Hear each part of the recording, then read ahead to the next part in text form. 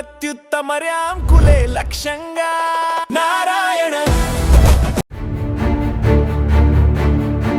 ఫ్రెండే కదా మంచిగానే మాట్లాడుతున్నాడు అని చెప్పి నేను నమ్మి వెళ్ళాను అనమాట. అది కూడా జిమ్కి దగ్గరలోనే ఉండిద్ది ఆ హోటల్కి వెళ్ళిన తర్వాత ఏం జరిగింది అంటే, ప్రోటీన్ షేక్ ఫస్ట్ నువ్వు టేస్ట్ చెయ్యి, దాన్ని బట్టి నువ్వు తీసుకుందు, ఫ్లేవర్ నచ్చాలి కదా నీకు అని చెప్పి అక్కడే ప్రోటీన్ పౌడర్ మిక్స్ చేసి ఇచ్చాడు. బాగా హెడేక్ వస్తుంది, కళ్ళు తిరుగుతున్నట్టు అనిపిస్తున్నాయి అంటే సరే రెస్ట్ తీసుకో అని చెప్పి అన్నాడు. తర్వాత కొంచెం సేపటికి నేను మెలకు వచ్చేసరికి తెలిసింది ఇలా జరిగింది అని. ఏమన్నా ఇది చేసావు, అరిస్తూ ఏమన్నా చెప్పావు, కాల్ చేసావు అంటే కనుక నేను నీ న్యూడ్ ఫొటోస్ అవి తీశాను, నేను ఖచ్చితంగా వాటిని సోషల్ మీడియాలో పెట్టడం కానీ అల్లరి చేయడం కానీ చేస్తాను అని చెప్పి చెప్పాను. జిమ్లో ఎవరితోనో మాట్లాడతానంటే కూడా నువ్వు ఇప్పుడు మాట్లాడితే వాళ్ళు నీ ముందు ఒకలాగా నీ వెనకాల ఒకలా ఉంటారు అన్నీ నాకు చెప్తారు, నేను ఖచ్చితంగా వాళ్ళందరికీ కూడా చెప్పేస్తాను అని చెప్పి జిమ్లో ఎవరితో కూడా నన్ను మాట్లాడించేవాడు కాదు. అన్నది ఒక చిన్న పీసీఓడి ఉండేది, దానికి సంబంధించి నాకు మెడిసిన్ కోర్స్ ఇచ్చారు డాక్టరు, నేను అది యూజ్ చేస్తూ ఉండేదాన్ని, అంతే తప్ప నాకు క్యాన్సర్ ఉండడం అలాంటిదే లేదు. బరువు తగ్గడం కోసం జిమ్కి వెళ్తే మాయ మాటలు చెప్పి రూమ్కి తీసుకెళ్లి అత్యాచారం చేశాడని విజయవాడలో ఒక యువతి కంప్లైంట్ ఇచ్చే విషయం తెలిసిందే కదా. దానికి సంబంధించి జిమ్ కోచ్ ఆరోపణలు ఎదుర్కొంటున్న జిమ్ కోచ్ దగ్గర కూడా వివరణ తీసుకున్నాం. ఆయన ఒక స్పెషల్ వెర్షన్ ఒక స్టోరీ చెప్పాడు. అయితే అసలు ఆయన చెప్పింది నిజం కాదు, అసలు నేను ఇచ్చిన కంప్లైంట్లో ఇచ్చిందే వాస్తవం, అసలు ఏం జరిగిందో చెప్తానని చెప్పి బాధితురాలు సుమన్ టీవీ స్టూడియోకి వచ్చారు. ప్రస్తుతం బాధితురాలు మనతో ఉన్నారు. మేడం నమస్తే. యాక్చువల్గా మీకోసం చాలా ట్రై చేసాం కాంటాక్ట్ చేద్దామని, సో కుదరలేదు. సో ఫైనలీ మీరు వచ్చారు. నాకు చాలా డౌట్స్ ఉన్నాయి మేడం. ఆయన కూడా చాలా ఆరోపణలు చేశాను మీరు కంప్లైంట్ ఇచ్చిన అతని మీద కూడా. సో ఇక్కడ ప్రధాన డౌట్ ఏంటంటే మీ ఇద్దరికి ఎలా పరిచయం? మేము ఇన్స్టాగ్రామ్లో మాట్లాడుకోవడం ద్వారా పరిచయం అయ్యాం సార్. నేను ఇన్స్టాలో రీల్ చూసి తనది జిమ్లో ఇలా వర్క్ చేస్తున్నావా అని చెప్పి నేను తనకు మెసేజ్ చేయడం జరిగింది. అక్కడి నుంచి పరిచయం ఏర్పడింది. ఎన్నాళ్ళ క్రితం అండి? ఏప్రిల్ నెలలో సార్, ఏప్రిల్ స్టార్టింగ్లోనే. అదే నెలలో మీరు జిమ్లో జాయిన్ అయ్యారా? అదే నెలలో జిమ్లో జాయిన్ అయ్యాను. జిమ్లో జాయిన్ అవ్వు, నువ్వు వెయిట్ లాస్ అవుతావు అని చెప్పి పిలిపించాడు అనమాట. జిమ్లో అదే నెలలో నేను జాయిన్ అవ్వడం. మీరు ఇచ్చిన కంప్లైంట్లో వెయిట్ లాస్ అవ్వడం కోసం మీకు ఒక సపరేట్గా ఆయన అంటే రకరకాలుగా మీకు ప్రోటీన్ షేక్స్ కానీ మిగతా ఇప్పిస్తాను అని చెప్పి నన్ను తీసుకెళ్ళాడు, మాయ మాటలు చెప్పి అత్యాచారం చేశాడు మీరు కంప్లైంట్ ఇచ్చారు. అంటే వెయిట్ లాస్ అవ్వడం కోసం మాత్రమే అంటే ప్రోటీన్ షేక్స్ ఇప్పిస్తాను మాత్రం హోటల్కి తీసుకెళ్ళారా, లేకపోతే మిగతా అంటే ప్రేమనో లేకపోతే ఇంకొక మాటలో ఆ మాటలు చెప్పి తీసుకెళ్ళాడా? ప్రోటీన్ షేక్స్ ఇస్తాను అని చెప్పే తీసుకెళ్ళాడు. నాకు పలానా హోటల్లో రూమ్ ఉంది, నేను అక్కడే ప్రోటీన్ షేక్స్ ఉంటాయి నావి, వెళ్ళి అక్కడ తీసుకుందాం పదా అని చెప్పి తీసుకొని వెళ్ళాడు.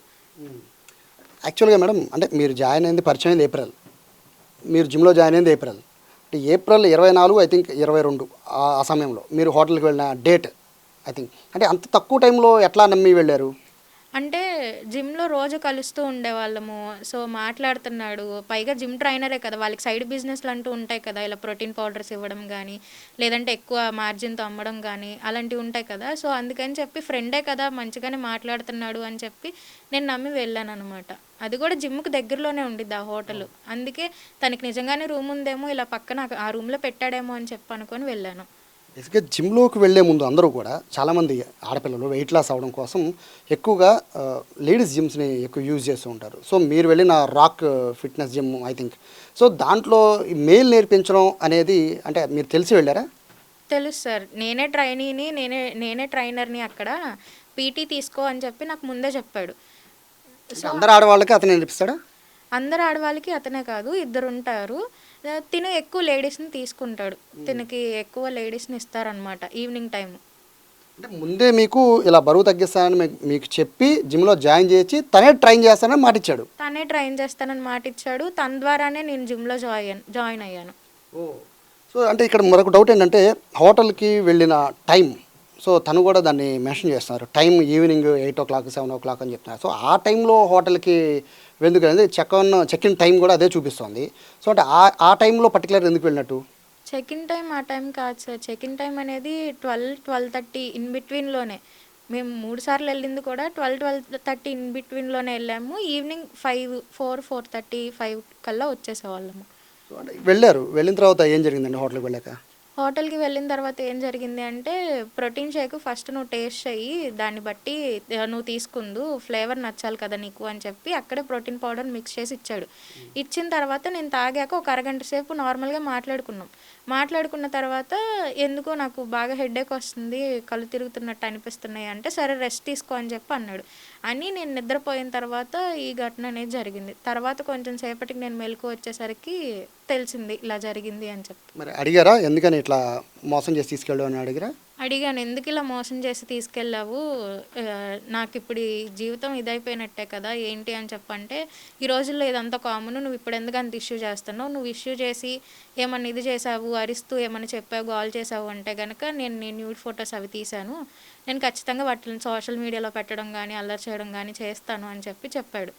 అవి ఏమైనా చూసారండి అంటే మీ కళ్ళతో ఏమైనా చూసారా అంటే అతను తీయడం కానీ వీడియోలు కానీ ఇవన్నీ చూసారా? నేను కళ్ళతో ఏం చూడలేదు సార్ అప్పటికి. అంటే అతను బెదిరిస్తున్నాడు కదా మిమ్మల్ని, ఇట్లా న్యూడ్ ఫొటోస్ ఉన్నాయని బెదిరిస్తున్నాడు. సో మీకేమైనా చూపించాడా? ఆ రోజు చూపించలేదు. నేను తీశాను అని చెప్పి అన్నాడు, నువ్వెవరికి చెప్పొద్దు అని చెప్పి ఆ రోజు సాయంత్రం వరకు నన్ను అక్కడే ఉంచాడు. ఆ రోజంతా కూడా నాకు మత్తుగానే ఉంది. దాని తర్వాత నేను జిమ్కి వెళ్ళినప్పుడు నాకు చూపించాడు, నా దగ్గర ఉన్నాయి ప్రూఫ్స్, నేను ఇలాగ తీశాను నీకు అని చెప్పి చూపించాడు. అంటే ఇంత పెద్ద ఘటన జరిగాక బేసిక్గా ఆడపిల్లల జీవితం సంబంధించి చాలా కీలకమైన అంశం.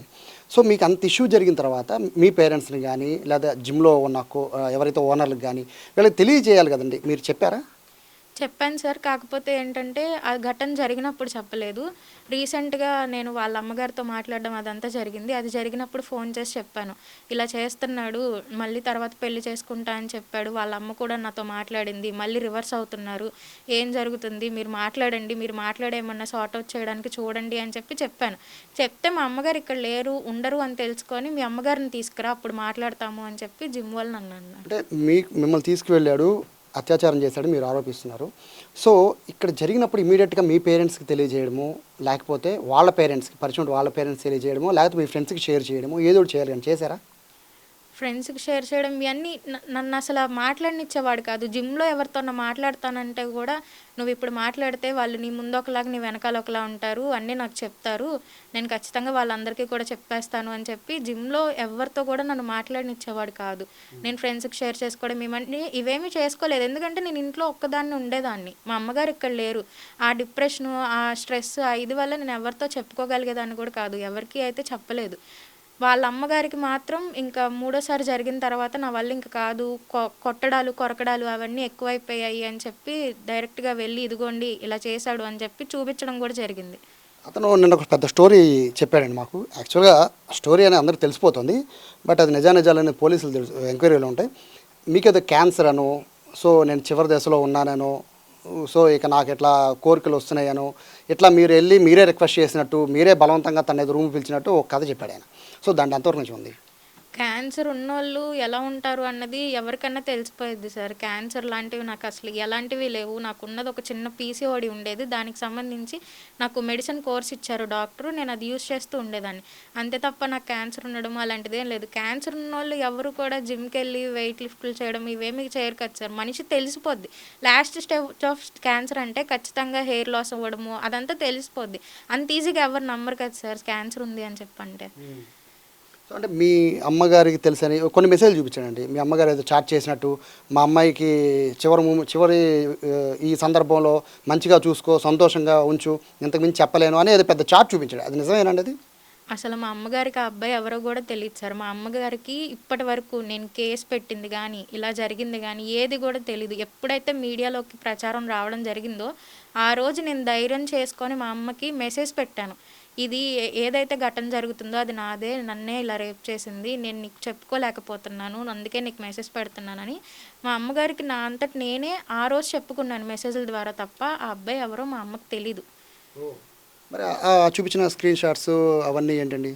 ఆ స్క్రీన్ షాట్స్ ఎలా ఇది చేసుకున్నాడో నాకు తెలియదు కానీ మా అమ్మ పేరు తెలుసు, ఇలా పలానా ఐడి ఉండిద్ది అని తెలుసు కానీ ఆ అబ్బాయికి మా అమ్మ మెసేజ్ పెట్టడం కానీ అవి ఏమీ కూడా జరగలేదు. మా అమ్మ ఇక్కడ లేరు, అక్కడి నుంచి ఆ అబ్బాయిని ఎవరు అని తెలుసుకొని అంత చేయాల్సిన అవసరం అయితే మా అమ్మకి లేదు. ముందు నేను అసలు మా అమ్మకి ఏ విషయం కూడా చెప్పలేదు ఆమె మెసేజ్ పెట్టడానికి. కానీ ఆ అబ్బాయి ఎలాంటి ఎలిగేషన్ వేస్తున్నాడంటే ఫీలింగ్స్ వస్తున్నాయి వెళ్ళమని మా అమ్మ పంపించింది అంటున్నాడు. ఏ కన్న తల్లి కూడా ఇలాగ వెళ్ళు, మా అమ్మాయికి ఫీలింగ్స్ వస్తున్నాయి, ఇంటికి వెళ్ళు, రూమ్కి వెళ్ళు అని చెప్పడాలు అలాంటివి ఎవ్వరు కూడా చేయరు.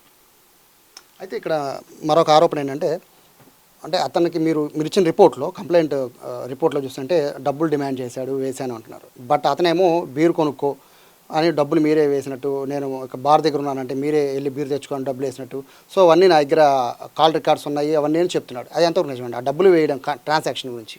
ట్రాన్సాక్షన్స్ అన్నీ కూడా నేను పలానా ప్రోటీన్ పౌడర్ కొనుక్కోవాలి, నాకు ప్రీ వర్కౌట్ కావాలి, నాకు ఇది నువ్వు కొనిపెట్టు అని చెప్పి నా ద్వారా కొనిపెట్టించుకొని వేయించుకున్నాడు. కానీ 2000, 1000, 1500 అలాగా తనకి ఏమైతే కావాలో అవి నన్ను బెదిరించి తీసుకున్నాడు. అంతే తప్ప నువ్వు వెళ్ళు, నువ్వు తాగు అని చెప్పి నేనైతే ఏ రోజు చెప్పింది లేదు. 10,000కి మించి ఉండవు గట్టికి కొడితే అంటున్నాడు. మొత్తం కలిపి 19,600 ఉన్నాయి అన్నీ కూడా. ట్రాప్ చేసే ఆవిడ నన్ను ట్రాప్ చేసింది అని చాలా పెద్ద వర్డ్ ఉపయోగించాడు. సో మీరు ట్రాప్ చేశారని చెప్పి మీరు అంటున్నారు.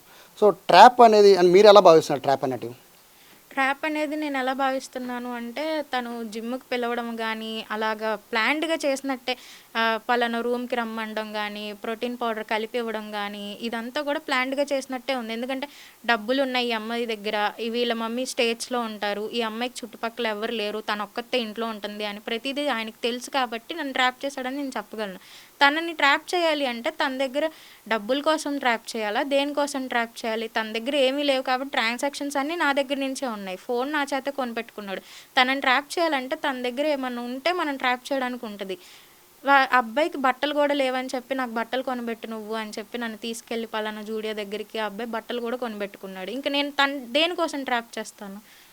ప్రేమ అనే కోణం ఏమన్నా వచ్చిందని అంటే మీరు చెప్తున్న దాని ప్రకారం, అంటే మీరు చెప్తున్న మాటల ప్రకారం అంటే ప్రేమించాను అనే ఉన్న చెప్పడం కానీ లేదా పెళ్లి చేసుకుంటాను అని చెప్పడం కానీ, ఎందుకంటే ఒక ఆడపిల్ల స్వయంగా వెళ్ళడం అనేది జరిగే అసంభవం, చాలా తక్కువ సందర్భాల్లోనే జరుగుతుంది.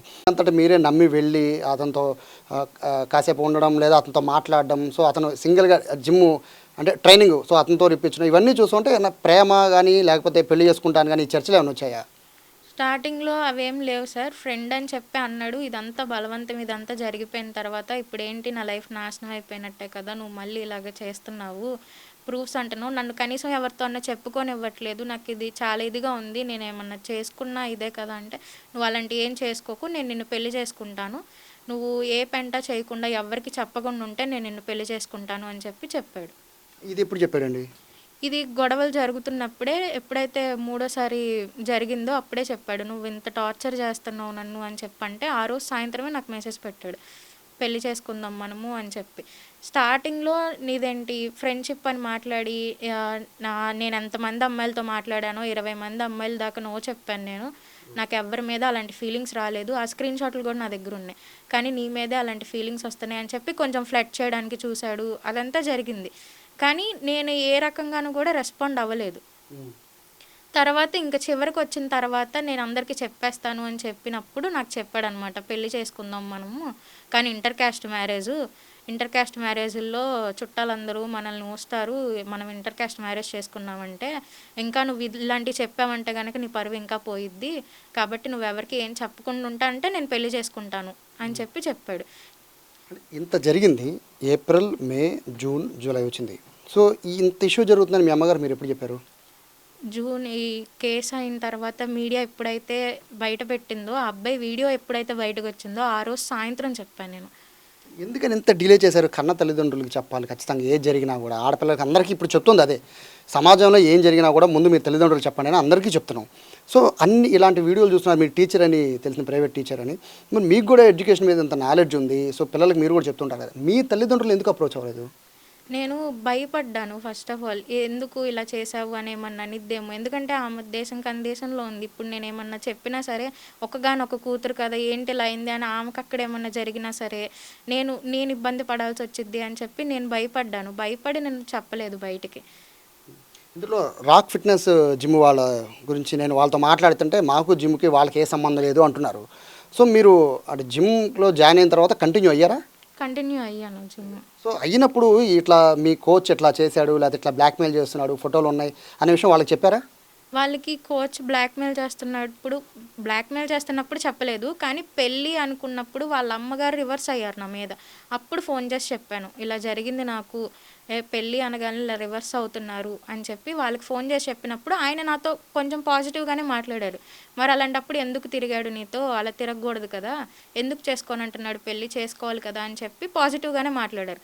మాట్లాడిన తర్వాత వాళ్ళ వైఫ్‌కి నేను మళ్ళీ కాంటాక్ట్ అయినప్పుడు మీ అమ్మగారిని తీసుకురా. మీ అమ్మగారిని తీసుకొస్తే అప్పుడు నేను మాట్లాడతాను. వాళ్ళ అమ్మ, నాన్నని మీ అమ్మని కూర్చోపెట్టి అప్పుడు నేను మాట్లాడతాను. మీరిద్దరూ మాట్లాడుకోవడం కాదు అని చెప్పారు. దాని తర్వాత నాకు కొంతమంది ద్వారా తెలిసింది ఏంటంటే, నేనేదో ఆ అబ్బాయికి మందు పెట్టాను అని చెప్పి ఎవరో దగ్గరికి తీసుకెళ్ళి పసరు పూపిచ్చి మందు పెట్టాను అని కూడా చూపించారంట ఆ జిమ్ వాళ్ళే. అది నాకు తర్వాత తెలిసింది. ఇదంతా తెలిసి కూడా నాకు ఇప్పుడేం తెలీదు అంటున్నారు. నిన్న ఆయన చేసిన చాలా అలిగేషన్స్ చేశారు మీ మీద. నిన్న జరిగిన దాని మీద ఆయన క్యాన్సర్ అని చెప్పడం, లేదా పేమెంట్ తనే వేయడమని చెప్పడం, తనే నన్ను రమ్మని చెప్పడం, బలవంతంగా నేను వెళ్ళాలని, ఇలా చాలా ఆరోపణలు చేశారండి. దాన్ని మొత్తం విన్నారా? ఇంటర్వ్యూ మొత్తం విన్నారు కదా? సో అందుట్లో మీరేం చెప్పదలుచుకున్నారు మొత్తం ఇంటర్వ్యూ మీద? బలవంతం చేసేంత చిన్నపిల్లోడు తను కాదు. బలవంతంగా నువ్వు రా నా దగ్గరికి అని చెప్పి అడిగే అంత ఇది కూడా తన దగ్గర లేదు. ట్రాప్ చేయాలన్నా సరే ఎవరన్నా పెద్దోళ్ళనో లేకపోతే ఎవరన్నా డబ్బున్నోళ్ళనో ట్రాప్ చేస్తారు కానీ అలాంటి వాళ్ళని ఎందుకు ట్రాప్ చేస్తారు? మీరు ఒకసారి వాళ్ళ ఇల్లు చూడండి. అసలు అది చూస్తేనే తెలిసిపోయిద్ది. ఇంకొకటి ఏంటంటే ఎలిగేషన్స్ ఎలా వేస్తున్నారంటే మా నాన్నగారు ఉన్నారు. మా నాన్నగారు బీఆర్టీఎస్ రోడ్డు మీదకి వచ్చి మా నాన్నగారు తనని డబ్బులు అడిగారు, డిమాండ్ చేశారు అని చెప్పి ఎలిగేషన్స్ వేస్తున్నారు. నాకు చిన్నప్పుడే మా అమ్మ డివోర్స్ తీసేసుకున్నారు. నాకు నాన్న అనేవాళ్ళే లేరు. అలాంటిది మా నాన్నగారు ఆయన దగ్గరికి వెళ్ళి డబ్బులు అడగడం, డిమాండ్ చేయడం అనేది అసలు జరగని పని. ఎలిగేషన్స్ వేస్తున్నారు కానీ ప్రూఫ్స్ చూపించలేకపోతున్నారు. ఎందుకంటే దానికి తగిన ప్రూఫ్ లేదు. కాబట్టి ఆయన ఎలిగేషన్స్ నోటికొచ్చినట్టు చెప్పేసి ప్రూఫ్స్ లేకుండా నేను ఇప్పటివరకు మీడియా దగ్గరికి రావాలి, మాట్లాడాలి అని అనుకోలేదు. ఇంత జరిగిద్ది అని ఎక్స్పెక్ట్ చేయలేదు కాబట్టి నేను ఎవరికి చెప్పుకోలేదు. లేదంటే మా మామయ్య వాళ్ళకి చెప్పడము, మా అమ్మమ్మ గారికి వీళ్ళందరికీ చెప్పడము ఏదో ఒకటి చేసేదాన్ని. ఆడపిల్ల మ్యాటర్ కదా, సెన్సిటివ్ కదా, బయటికి రాదు అని అనుకున్నాను కానీ ఆ మీడియాకు వచ్చిన తర్వాతే తెలిసింది ఇంత జరిగిద్ది అని చెప్పి. ఆ ఎలిగేషన్స్ ద్వారా నేను ఇప్పుడు బయటకు వచ్చి మాట్లాడాల్సి వస్తుంది. సో పెళ్లి విషయానికి వస్తే అదే ప్రశ్న నేను అడిగితే, సో తను నన్నే ఎట్లా చేసింది, సో నాకంటే ముందు ఎంతమంది ఎన్నో మోసం చేసిందో అనే ఒక వర్డ్ అతను యూజ్ చేశారు. సో దాని మీద ఏం చెప్తారు? అసలు తనకంటే ముందు నేను ఎవరితో మాట్లాడలేదు. ఆ విషయం తనకు కూడా తెలుసు. అలాంటి ప్రూఫ్‌లు కూడా తను ఆ మాట అనే ధైర్యం ఎలా చేశాడో కూడా నాకు అర్థం కాలేదు. నేను ఎళ్తే స్కూల్‌కెళ్ళేదాన్ని, లేకపోతే ఇంట్లో ఉండేదాన్ని. ఎవ్వరి ఇళ్ళకి వెళ్ళడం గానీ, ఏది కూడా లేదు. అందుకే నేను ఎవరికీ చెప్పుకోలేకపోయాను. ఫస్ట్ ఆఫ్ ఆల్ నాకు బ్రదర్ గానీ, సిస్టర్ గానీ ఎవ్వరు కూడా లేరు. నేను సింగిల్ చైల్డ్‌ని. కాబట్టి నేను ఎవరికీ చెప్పుకోలేకపోయాను. సో ఇప్పుడు కంప్లైంట్ ఇచ్చారు. సో అతను అరెస్ట్ చేసినట్టుగా కూడా సమాచారం వస్తుంది కదండి. అంటే ఏమి డిమాండ్, అంటే అతని అరెస్ట్‌తో మీకు న్యాయం జరుగుతుంది అనుకుంటున్నారా? మీ డిమాండ్ ఏంటి? అరెస్ట్‌తో న్యాయం జరుగుద్ది నేను అసలు కేసు పెట్టే ముందు ఏమనుకున్నానంటే, జరగాల్సిన నష్టం ఏదో జరిగిపోయింది. పెళ్లి చేసుకోనంటున్నాడు. కాబట్టి పోలీసుల దగ్గరికెళ్ళి న్యాయం అడుగుదాము అని చెప్పి నేను వెళ్ళాను. వెళ్ళిన తర్వాత 18వ తారీఖు నేను కేస్ ఫైల్ చేశాను. ఎఫ్ఐఆర్ కట్టారు. దానికి ముందే కేస్ ఫైల్ చేసిన రోజు ఏం జరిగిందంటే పిలిచారు తన్ని. పిలిచి సిఐ గారు ఇలా నీ మీద ఒక కంప్లైంట్ వచ్చింది. ఆ అమ్మాయిని పెళ్లి చేసుకుంటావు అని అడిగితే నేను చేసుకోను ఆ అమ్మాయిని. నేను మా కమ్యూనిటీకి చెందిన అమ్మాయినే చేసుకుంటానని చెప్పి ఒక ఫోటో చూపించారంట. ఆ విషయం సిఐ గారు నాకు తర్వాత రోజు చెప్తే సరే ఎఫ్ఐఆర్ కట్టేయండి. నాకు వద్దింకా అని చెప్పి ఎఫ్ఐఆర్ కట్టేశారు. పెళ్లి చేసుకోమని అడిగాను.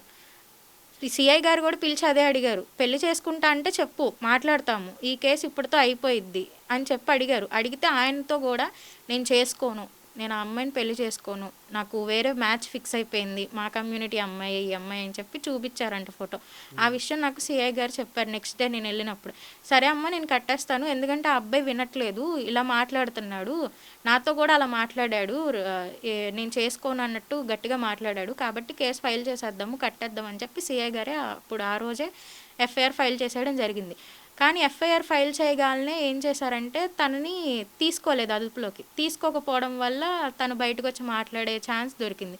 కానీ 18వ తారీఖు ఎఫ్ఐఆర్ ఫైల్ అయితే ఆ అబ్బాయికి కేసు పెడుతున్నారు అని తెలిసిన తర్వాత కూడా ఎవరిని అప్రోచ్ అవ్వడం కానీ ఏది జరగకుండా 2 రోజుల తర్వాత బయటకు వచ్చి సెల్ఫ్ వీడియో రిలీజ్ చేయడము, ఇలా ఈ అమ్మాయి చేసింది అని చెప్పడము జరిగింది. అది కూడా ఎప్పుడు మీడియా అబ్బాయిని బయట పెట్టిన తర్వాత ఆ రోజు కూడా వెంటనే ఏం రియాక్ట్ అవ్వకుండా నెక్స్ట్ డేకి ఎవరో ఏదో సలహాలు ఇస్తే మధ్యాహ్నానికి తను అలా వీడియో పెట్టి ఈలోపు ఏదో స్క్రీన్ షాట్లు సృష్టించుకొని పెట్టడం అనేది జరిగింది. ఫైనల్గా చెప్పండి, మీ ఫ్యామిలీకి అండ్ వాళ్ళ ఫ్యామిలీకి ఏమైనా చెప్పదలుచుకున్నారా? నేను మా అమ్మగారికి అయితే ఫస్ట్ సారీ చెప్పదలుచుకున్నాను. ఎందుకంటే ప్రతిదీ వాళ్ళతో షేర్ చేసుకోవాల్సింది పోయి నేను ఆమె పేరు బయటకు తీసుకొచ్చినట్టు నాకైతే అనిపించింది. ఇప్పుడు ఇంకా బెదిరింపుల మెసేజ్లు వస్తున్నాయి నాకు, ఇలా నీ ఫోటో బయట పెట్టేస్తాం మేము. ఎవరండి? జిమ్లో ఒక అమ్మాయి నాకు డైరెక్ట్గా మెసేజ్ పెట్టిందనమాట, బయటికి నీ ఫోటో బయటకు వదిలేస్తాం మేము, నువ్వు ఇలా చేసావు, ఇంతేనా నువ్వు అబ్బాయిని లవ్ చేసింది, వీళ్ళకి ఏం జరిగిందో తెలియకుండా ఇంతేనా నువ్వు అబ్బాయిని లవ్ చేసింది, నేను బయట పెట్టేస్తాను నీ ఫోటోలతో సహా అని చెప్పి నన్ను బ్లాక్మెయిల్ చేస్తున్నారనమాట. పోలీసులు చెప్పారు ఆ విషయం? పోలీసులకు చెప్పలేదు. ఇప్పుడు రేపొద్దున వెళ్దాము అని చెప్పి అనుకుంటున్నాం. ఎందుకంటే ఫేక్ అకౌంట్లలోంచి కూడా TV9 నేను ఇంటర్వ్యూ ఇవ్వడం జరిగింది. ఆ TV9 దాంట్లో కూడా ఫేక్ అకౌంట్లలోంచి చాలా మెసేజ్లు వాళ్ళ అమ్మగారు ఇన్స్టా యూజర్ నేమ్ మార్చేశారు, ఈ అమ్మాయి ఇలాగా, ఈ అమ్మాయి ఎవరికి ఇవ్వని ప్రోటీన్ షేక్స్ ఈ అమ్మాయికే ఇచ్చాడా, అది ఇది అని చెప్పి చాలా ఒక 20 కామెంట్స్ దాకా ఒక్కటే అకౌంట్లోంచి వస్తున్నాయి అనమాట. అవి కూడా సైబర్ క్రైమ్కి వాళ్ళకి ఇద్దామని చెప్పి ఫిక్స్ అయ్యాము, రేపొద్దున వెళ్తామన్నమాట. సో ఇది బాధితురాలు చెప్తున్నారు. అంటే ఒక సైడ్ అనేది ఎప్పుడూ వేయకూడదు కాబట్టి ఇటు బాధితురాలు వర్షన్ అయితే చాలా క్లారిటీగా ఉంది. ట్రాప్ అనేది ఎలా జరిగిందనేది మీరే మా మాటలో అర్థం చేసుకోండి అని చెప్తున్నారు. మరోవైపు ఈ చాటింగ్కి సంబంధించి వాళ్ళ మదర్తో అసలు ఏమాత్రం కాంటాక్ట్ లేదని కూడా చెప్తున్నారు. కానీ అతను చూపిస్తున్న దాంట్లోనేమో వాళ్ళ మదర్తో అప్రోచ్ అయినట్టు చెప్తున్నాడు. మరొక విషయం అంటే క్యాన్సర్ కాదు, నేను హెల్తీగా ఉన్నానని చెప్పి బాధితురాలు చెప్తున్నారు. అతనేమో ఈవిడ క్యాన్సర్ ఉంది అని చెప్పి ఆ ఉద్దేశంతో నేను రూమ్కి తీసుకెళ్ళాలని చెప్పి అతను చెప్తున్నాడు. సో ట్రాన్సాక్షన్ విషయంలో కూడా చాలా క్లారిటీ చెప్తుంది. బెదిరించి డబ్బులు వేయించుకున్నాడని చెప్తుంటే అతను మాత్రం బీరుకు డబ్బులు వేశాడని చెప్పి అతను చెప్తున్నాడు. సో ఇలా రకరకాలుగా ట్విస్ట్ మీద ట్విస్టులు ఈ కేసులో ఉన్నాయి. మొత్తం మీద అతనైతే అరెస్ట్ చేశారు పోలీసులు. మరోవైపు పెళ్లి చేసుకోవాలని చెప్పి బాధితురాలు అడుగుతున్నారు. మరోవైపు ఇప్పటికే థ్రెటనింగ్ కాల్స్ కూడా వస్తున్నాయి, మెసేజెస్ కూడా వస్తున్నాయి అంటున్నారు. కాబట్టి వాళ్ళ మీద కూడా చర్యలు తీసుకోవాలని అయితే బాధితులు చెప్తున్నారు. ఓవరాల్గా ఈ కేసులో అయితే మనకి ఏమాత్రం సంబంధం లేదు అని చెప్తున్న వాళ్ళు జిమ్కి సంబంధించిన నిర్వాహకులు, వాళ్ళు మాకు అసలు ఈ కేసు ఇలా జరుగుతుందని కూడా తెలియదు, వీళ్ళ మధ్య ఇలా వ్యవహారం నడుస్తుందని కూడా తెలియదు అని చెప్పి సుమన్ టీవీతో చెప్పడం జరిగింది ఫోన్ కాల్లో. బట్ ఇప్పుడు బాధితురాలు స్వయంగా నేను వాళ్ళకు కూడా ఇన్ఫర్మేషన్ ఇచ్చా చెప్తున్నారు. సో ఎవరికి వాళ్ళు తప్పించుకునే ప్రయత్నం అయితే ఈ కేసులో చేసినట్టుగా స్పష్టంగా కనబడుతుంది. Camera person Sai, Suman TV, Vijayawada నుంచి.